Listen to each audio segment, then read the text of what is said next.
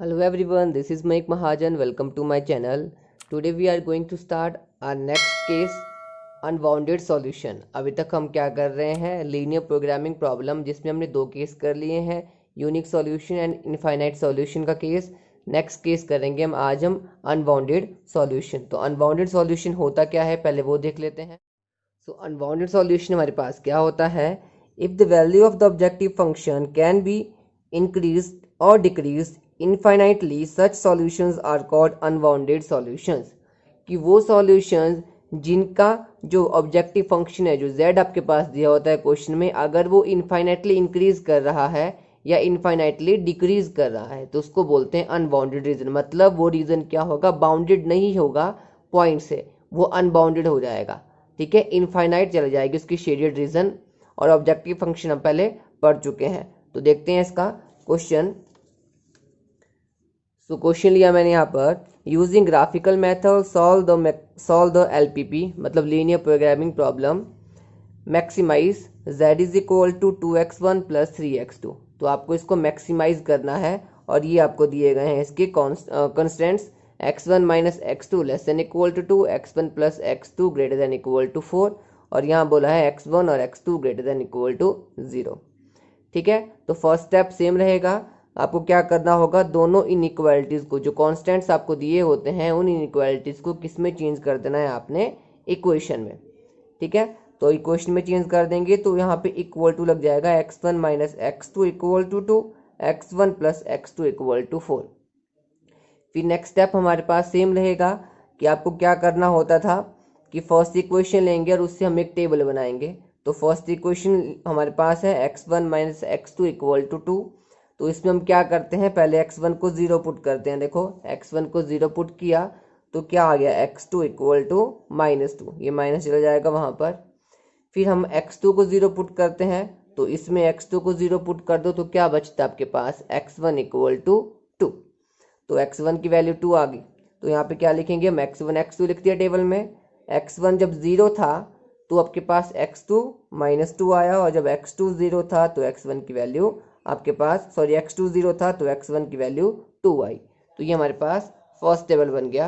Next हम करेंगे second equation के लिए। So from equation two, second equation थी x1 plus x2 equal to 4। Same यहाँ पर ऐसा करेंगे, व्हेन x1 इक्वल टू 0, जब x1 0 था तो x2 की वैल्यू कितनी आई, 4, और जब यहाँ पर x2 0 है तो x1 की वैल्यू कितनी आई, 4 आई। और इसको हम कर देंगे टेबल में पुट, तो x1 x2 लिख दिया, x1 की वैल्यू 0 थी तो x2 की वैल्यू 4 आई, जब x2 की 0 थी तो x1 की 4 आई। तो ये बन गया हमारे पास टेबल। तो सेम स्टेप्स हमारे पास दोनों में है। अभी तक जितने भी हम कर रहे हैं, इतना तो हमें सभी क्वेश्चन में करना ही होता है। उसके बाद हम बनाते हैं ग्राफ। तो अब ग्राफ प्लॉट करेंगे, तो मैंने यहाँ पर x एक्सिस और y एक्सिस ले ली है। ठीक है, और हमने 10 डिवीजन को 1 के इक्वल लिया हुआ है, तो 1 1 यहाँ पे मैं लिख दिया 1 2 3 4 5 करके। और यहाँ पे आपको पता है नेगेटिव एक्सिस होती है और इस साइड भी नेगेटिव एक्सिस होती है। तो उसके बाद हम इसको ग्राफ बनाएंगे। तो देखो फर्स्ट टेबल जो हमारे पास है, तो फर्स्ट टेबल हमारे पास है x1 की वैल्यू 0 है और x2 की वैल्यू -2। और आप यहाँ पे लिख दोगे कि जो x1 है हम किस साइड को ले रहे हैं, x एक्सिस की साइड हो रहा है x1, और x2 की वैल्यू हम कहाँ को लेंगे, y एक्सिस को। ये चीज़ समझनी है आपने। ठीक है, कि मैं x1 की वैल्यू किस साइड को लूंगा, जो x एक्सिस है इस साइड को x1 लूंगा, और x2 की वैल्यू लूंगा मैं y एक्सिस में। तो पहले क्या है हमारे पास, x1 0 y -2, तो x1 है 0 और y या मतलब x2 हमारे पास -2 है। तो ये बन गया हमारे पास इस तरह से। ठीक है, -2। फिर बोला है x1 2 है और x2 0 है, तो x1 हमारे पास 2 है और x2 0 है, तो मतलब बन गया पॉइंट कहाँ पे, यहाँ पर। तो ये फर्स्ट पॉइंट बन गया, सॉरी फर्स्ट लाइन बन गई, इसको कर दो ज्वाइन। ठीक है, और साथ ही साथ आप इक्वेशन भी लिख देते हैं साथ में। तो इक्वेशन थी यहाँ पर x1 minus x2 is equal to 2। Next देखते हैं, नेक्स्ट ग्राफ में आप देखोगे तो हमने क्या वैल्यूज बनाई थी, सॉरी टेबल में 0 4 और 4 0। तो मतलब x1 की वैल्यू पहले 0 है और y1 की वैल्यू 4 है, तो ये बन गया पॉइंट। फिर बोला कि x2 0 है और x1 4 है, तो ये बन गया। ठीक है ना, टेबल से वैल्यू पुट करी हमने और इसको हमने यहाँ पे ज्वाइन कर दिया। इस तरह से हम इसको ज्वाइन कर रहे हैं और ये जो इक्वेशन बनी ये बनी x1 plus x2 is equal to 4। इतना काम हमने कर लिया। अब हमें देखना है कि शेडेड रीजन हम टुवर्ड्स ओरिजिन करेंगे या अवे फ्रॉम ओरिजिन करेंगे। तो उसके लिए हम क्या करते थे, उसके लिए हम लेंगे इनइक्वालिटी। जो फर्स्ट इनइक्वालिटी है ये वाली x1 माइनस x2, इसमें क्या पुट करते थे हम लिखते हैं put x equal to 0 y equal to 0 in x1 minus x2 less than equal to 2।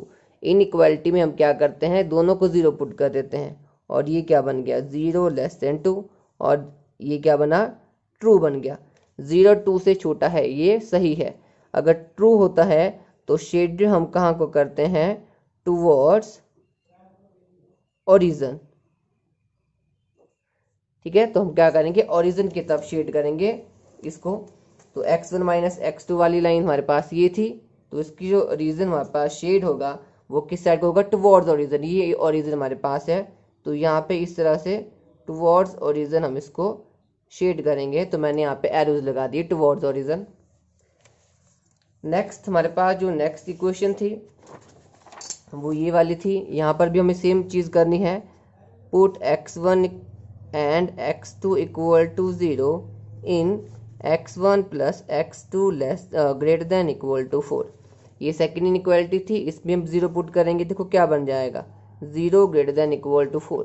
0 4 से बड़ा है, ये क्या है फॉल्स है। अगर हमारे पास ये फॉल्स हुआ तो उसका मतलब क्या हुआ कि जो शेड हम करेंगे कहाँ करेंगे हम, शेड अवे फ्रॉम ओरिजिन। तो शेड जो होगा वो ओरिजिन से अवे होगा। ठीक है, तो मतलब यहाँ पे देखो ये थी सेकेंड इक्वेशन वाली 1 प्लस x2 इक्वल टू 4 वाली। तो इसका जो शेड रीजन होगा वो कहाँ को आएगा, आउटसाइड को। देखो यहाँ पर इस तरह से मैंने एरो लगा दी बाहर को, अवे फ्रॉम ओरिजिन। ये ओरिजिन होता है, ओरिजिन के इस साइड नहीं हम अवे करना है। अब हमारा नेक्स्ट स्टेप क्या होता था, हमें देखना होता था कि इसका कॉमन रीजन मतलब कॉमन शेडेड रीजन क्या आ रहा है। तो आप देखोगे जो कॉमन शेडेड रीजन हमारे पास क्या आ रहा है, आपके पास ये रीजन जो आपके पास है ये इसमें भी आ रहा है और इसमें भी आ रहा है। बाकी कोई भी रीजन ऐसा नहीं जिनमें सेम आ रहा है। ठीक है, तो अब तुम देखो यहाँ पर इसमें अगर तुम देखोगे ये जो रीजन आपके पास आ रहा है ये कैसा रीजन हुआ, अनबाउंडेड। क्यों, क्योंकि आपके पास जो रीजन है ये आपको इनफाइनाइटली चलता रहेगा आगे तक, होगा कि नहीं यहाँ पर, क्योंकि पॉइंट से इसको बाउंड नहीं करा है, मतलब किसी लाइन इसको बाउंड नहीं करा, ये अनबाउंडेड हो गया। तो इस रीजन को बोलते हैं अनबाउंडेड। जो हमने पढ़ा था कि अगर value of objective function increase करती है डिक्रीज करती है इनफाइनाइटली तो उसको बोलते हैं हम अनबाउंडेड सॉल्यूशन। ठीक है, तो इस तरह से और ये बन गया अनबाउंडेड, हमारे पास रीजन बन गया। ठीक है, तो मैंने यहाँ पे क्या लिखा उसके बाद, here the solution space is unbounded. Solution space जो अनबाउंडेड है, maximum value of Z occur at infinity, hence the problem has an unbounded solution. ठीक है, कि मैक्सिमम वैल्यू जेड की जो है वो इनफाइनाइट है, बहुत मतलब इन्फिनिटी तक जाएगी मैक्सिमम वैल्यू उसकी, और हमारे पास इसलिए जो प्रॉब्लम हमारे पास है वो अनबाउंडेड सॉल्यूशन है। ठीक है, तो ये हमारे पास कौन सी टाइप खत्म हुई, थर्ड केस अनबाउंडेड रीजन का। तो नेक्स्ट केस करेंगे हम नो सॉल्यूशन का, केस 4 लास्ट केस है हमारे पास। तो उसका एक एग्जांपल देखते हैं, using graphical method solve the LPP maximize z equal to 4x plus 3y। और ये हमारे पास दिए गए हैं इसके कॉन्स्टेंट्स। तो constant subject to constants equal to this, तो ये कॉन्स्टेंट्स हैं और ये हमारे पास जो ऑब्जेक्टिव फंक्शन दिया है इसको फिर से हमने क्या करना है, मैक्सिमाइज करना है। तो सेम स्टेप रहेगा, सबसे पहले हम क्या करेंगे, जो कॉन्स्टेंट्स होते हैं उनको कर देंगे इक्वलिटी में चेंज, मतलब जो लेस देन और ग्रेटर देन का साइन जो भी होता है वो इक्वल टू में चेंज कर दिया जाता है। तो ये बन गया x minus Y equal to -1 minus X plus Y equal to 0। उसके बाद क्या करते हैं, हम फर्स्ट इक्वेशन लेंगे उससे टेबल बनाएंगे। तो फर्स्ट इक्वेशन लिख ली, जब x को 0 पुट करेंगे पहले तो देखो y की वैल्यू आ जाएगी, माइनस माइनस कैंसिल होके y की वैल्यू 1 हो जाएगी। नेक्स्ट तुम y को 0 पुट कर दोगे यहाँ पर, तो देखो x की वैल्यू क्या बन जाएगी, -1। और इसको हम टेबल में लिख देंगे, जब x 0 था तो y 1 आया और जब y 0 है तो x -1 आया। ठीक है, सेम हम सेकेंड इक्वेशन के लिए करेंगे। तो सेकेंड इक्वेशन आप देखोगे यहाँ पर minus X plus Y equal to 0 थी। तो इसमें भी पहले आपने क्या करना है, देखो अब इस इक्वेशन में आप ध्यान से देखोगे, जब ऐसी इक्वेशन आपके पास आती है minus X plus Y equal to 0, अगर मैं x को 0 पुट करता हूँ देखो, और y की वैल्यू 0 आ जाएगी। जब मैं y को 0 पुट करता हूँ तो x की वैल्यू 0 आ जाएगी। तो इसका मतलब क्या हुआ कि यहाँ पर मेरे को कोई पॉइंट नहीं मिल रहे हैं जो लाइन बना सके, क्योंकि 0,0 पॉइंट अगर आप देखोगे तो वो कहाँ होता है, वो यहाँ पर। ठीक है, तो कभी भी आपको x और y को 0 पुट करके आपके पास क्या बन रहा है 0,0, तो आप 0 पॉइंट को नहीं पुट करोगे, आप कोई और पॉइंट पुट कर दोगे। यहाँ पे आपने समझना है कि मैंने अगर x को 0 पुट किया तो y भी 0 आ जाएगा, y 0 पुट करोगे तो x भी 0 आ जाएगा। तो उस केस में पॉइंट 0 0 आएगा, तो लाइन आपके पास नहीं बन पाएगी, एक पॉइंट से लाइन नहीं बनती है। तो उसके लिए हमें क्या करना पड़ेगा, हमने अपनी मर्जी से कोई और वैल्यू पुट कर दी। x की जगह मैंने 1 लिख दिया। जब मैंने x की जगह 1 लिखा यहाँ पर, ठीक है, तो वहाँ पे चला गया आपके पास परली साइड आके वहाँ पास ये क्या बन गया प्लस का 1, ठीक है ना, और y की वैल्यू 1 आ गई। वैसे y इक्वल टू 2 अगर मैं पुट करता हूँ यहाँ पर तो क्या बन जाएगा, x की वैल्यू भी 2 आ जाएगी, y को 2 पुट किया उस साइड जाएगा ये 2 बन जाएगा। ठीक है, तो ये वैल्यूज आ गई। आपको ये समझना है जब भी आपके पास कोई इक्वेशन 0,0 वाले पॉइंट्स बनाती है तो आपको इसमें क्या करना पड़ेगा, कोई और पॉइंट्स लेने पड़ेंगे ताकि आप एक लाइन बना सके, क्योंकि ये जो लाइन होती है ये पास करती है ओरिजिन से। जब ऐसी लाइन आपके पास होती है ये ओरिजिन से पास करती है, तो इसलिए आपको ये चीज़ समझनी है। ठीक है, यहाँ तक हो गया। अब हम ग्राफ बना लेते हैं। तो उसके लिए ग्राफ लेते हैं, एक्स एक्सिस वाई एक्सिस बना ली मैंने। फर्स्ट पॉइंट आपके पास है 0,1, तो x की वैल्यू 0 और y की वैल्यू 1। नेक्स्ट पॉइंट है -1,0, तो x की वैल्यू -1 है और y की वैल्यू 0 है। और इसको कर देते हैं ज्वाइन, ये बन जाती है हमारी first equation, sorry first line. और इस लाइन को नाम दे देते हैं जो है x - 1 equal to x - y equal to -1। Second तुम देखोगे तो x1 है y1 है, तो x1 y1, तो यहाँ बना पॉइंट देखो x1 y1, यहाँ पे पहुँच गए। फिर है x2 y2, तो x की वैल्यू 2 और y की 2, तो यहाँ से चलेंगे हम यहाँ तक और ये बन गया x भी 2 है और y भी 2 है। और इसको भी हम ज्वाइन कर देंगे इस तरह से।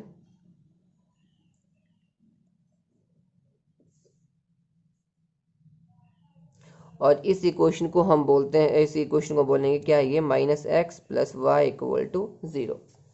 नेक्स्ट स्टेप क्या रहेगा हमारा, हमें क्या करना है, अब इसका शेडेड रीजन देखना है। तो क्या करेंगे, यहाँ पर पहले फर्स्ट में करते हैं, put x equal to 0 y equal to 0 in x - y less than equal to -1। जो फर्स्ट इनइक्वालिटी होती है उसमें पुट करेंगे, तो देखो क्या बन जाएगा, 0 -1 से छोटा है, और ये क्या हुआ फॉल्स, क्योंकि हमें पता है -1 हमारे पास छोटा होता है किससे, 0 से, है ना, क्योंकि 0 यहाँ पे आता है -1 यहाँ पे आता है, तो 0 बड़ा हुआ, तो ये फॉल्स है। तो शेडेड रीजन कहाँ को आएगा, अवे, अवे फ्रॉम ओरिजिन। तो ओरिजिन से हम अवे करेंगे, तो -1 वाली लाइन थी ये वाली थी, तो इसका जो शेडेड रीजन आएगा बाहर को, तो हम एरो लगा देते हैं अवे फ्रॉम ओरिजिन के लिए। नेक्स्ट बात करते हैं, सेकंड जो इक्वेशन है उसमें सेम करेंगे, put x equal to 0 y equal to 0 in -x + y equal to 0, sorry less than equal to 0। ठीक है, ये क्या बोल रहा है हमारे पास कि 0 लेस देन 0, तो 0 0 से छोटा है, क्या ये होता है कभी, ये हमारे पास क्या है, ये भी हमारे पास क्या हुआ, फॉल्स हुआ। तो यहाँ पे हम क्या करेंगे, शेड करेंगे अवे फ्रॉम ओरिजिन। तो यहाँ पे क्या होगा, इस तरह से अवे फ्रॉम ओरिजिन हमारे पास एरर लग जाएगा। तो यहाँ पर अगर तुम देखोगे इसका जो शेडेड रीजन आ रहा है वो हमारे पास कहाँ आ रहा है, इस साइड को उसका शेडेड रीजन है, और इसका जो शेडेड रीजन आपके पास है वो कौन सा पोर्शन आ रहा है, ये वाला पोर्शन। ठीक है, इसमें ये शेडेड रीजन है और इसमें ये शेडेड रीजन है। तो इसका मतलब क्या हुआ हमारे पास कि इसमें कोई भी हमारे पास कॉमन रीजन नहीं आ रहा है। आप देखोगे यहाँ पर इसमें कोई भी कॉमन रीजन नहीं है। तो अगर कोई भी कॉमन रीजन नहीं है तो कोई भी पॉइंट हमारे पास नहीं मिलेगा, तो ना ही इसमें यूनिक सॉल्यूशन बनेंगे, ना ही इनफाइनाइट बनेंगे, ना ही ये अनबाउंडेड है। ठीक है। अनबाउंडेड में भी हमारे पास क्या होता है, वो रीजन जो क्या होता है मिल के बनता है उसको अनबाउंडेड बोलते हैं, लेकिन यहाँ पे कोई भी रीजन आपके पास कॉमन नहीं आ रहा है, तो ये केस जो होता है इस केस को बोलते हैं हम नो सॉल्यूशन केस। ठीक है, तो मैंने यहाँ पे क्या लिखा, there being no point common to both the shaded region the problem can not be solve hence the solution does not exist. तो इसका मतलब इसका कोई भी सॉल्यूशन नहीं होगा।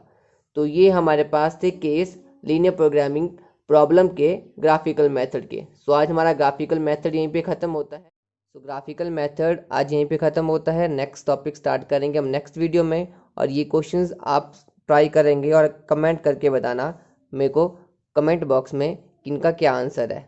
Till then stay safe, stay healthy.